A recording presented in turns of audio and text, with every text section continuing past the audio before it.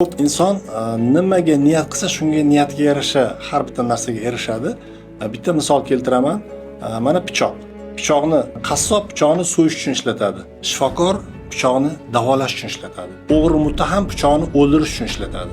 Bitta instrument bir necha maqsadda, bir necha o'sha oldiga qo'yilgan maqsadini bajarishda xizmat qiladi. Bitta misol aytib beraman. Bir vaqtida bir inson ketayotgan paytida cho'lda o'zini otini to'xtatib hojatga chiqmoqchi bo'lganda otini boylashga joy bo'lmaydi.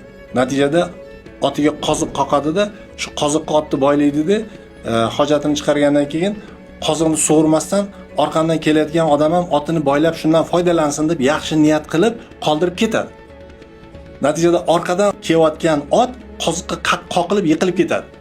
Haligi yiqilgan otni egasi mana orqamdan kelayotgan odam oti qoziqqa qoqilib yiqilmasin deb qoziqni sug'urib tashlaydi.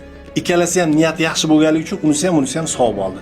Shuning uchun mana men pichoqni bekorga keltirmadim. Shifokor insonlarga yaxshilik tilaman deb pichoqni ishlatadi, savob oladi. Qassob o'zini vazifasini bajaraman deydi, bu ham savoblik ishga ega bo'ladi. O'g'ri muttaham odamni o'ldiraman deb ishlatadi, bu esa gunohga. Shuning uchun har bitta qilayotgan amalimiz niyatimiz bilan bog'liq bo'ladi.